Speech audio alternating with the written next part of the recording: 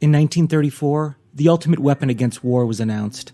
I'm Jason Horton, and this is Strange Year. 1934 saw the worst year of the Great Depression and the fall of Bonnie and Clyde. However, the announcement of a death ray made 1934 a strange year. Tesla's death ray, 1934. Nikola Tesla had a prolific resume as both a scientist and an inventor, from alternating current electricity to the Tesla coil, which is still used in radio technology today. He famously worked and then didn't work with Thomas Edison. He pioneered inventions including batteries, the X-ray machine, and radar. The lore around Tesla's supposed death ray is perhaps one of his most legendary inventions. Tesla wasn't the only one in the death ray race which had government interest. Scientists Jack Bretman and Henry Flor successfully demonstrated their inventions that could kill at a short range. The New York Times reported on an invention that would dwarf its predecessors. Quote, Tesla at 78 bears new death beam. Invention powerful enough to destroy 10,000 planes at 250 miles away. He asserts defensive weapon only, end quote. Tesla called his death ray invention the Teleforce.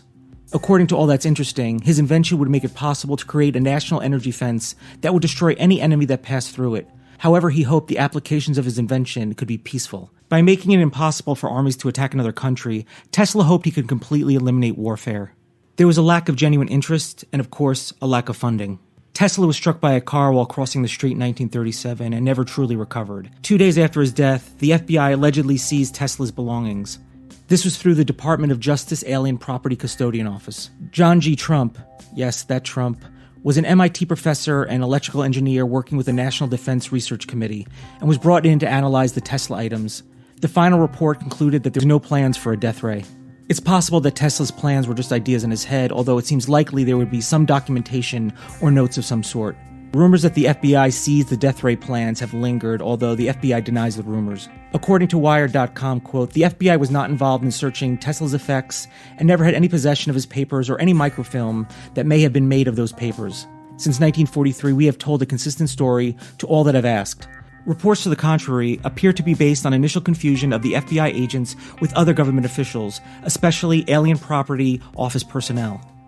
And finally, from the January 8th, 1943 New York Times article, quote, Nikola Tesla dies, prolific inventor, alternating power currents developer, found dead in hotel suite. Claimed a death beam, he insisted the invention could annihilate an army of 1 million at once.